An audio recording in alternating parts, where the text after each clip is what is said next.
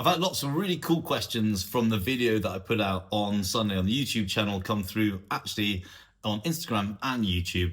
And one great question was, if I follow a plan and then progress it, surely I should have a moment where I deload a little bit and then progress a bit on. And is a 3-week plan where you work really hard for 3 weeks and back off for a week and then work really hard for 3 weeks, back off, is that sound practice? Well, yes, it is. But here's a tip that actually will help you progress that little bit more, and something that a lot of people tend not to do.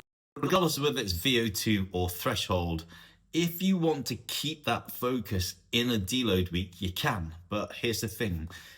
If you're working it in your first, let's say 4-week block, and the first session that you did on VO2, for instance, was 1 minute on, 1 minute off, and then you progressed it over length or increased the intensity. What you can do in your 4th week in deload, so you've done 3 weeks and then now you're hitting deload week 4, is you can go back to that very first VO2 session and put that in as your only intensity session of the week. That way you're keeping the focus of what you're trying to achieve, but you're putting down total intensity and volume.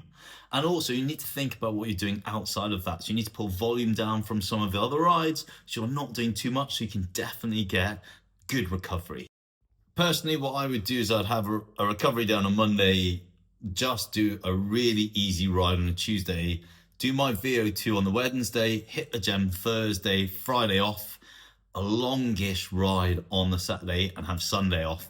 That way you're getting plenty of recovery days, but you're still working on what you're trying to achieve, and then you can press on the next week and you should feel pretty ready to do that.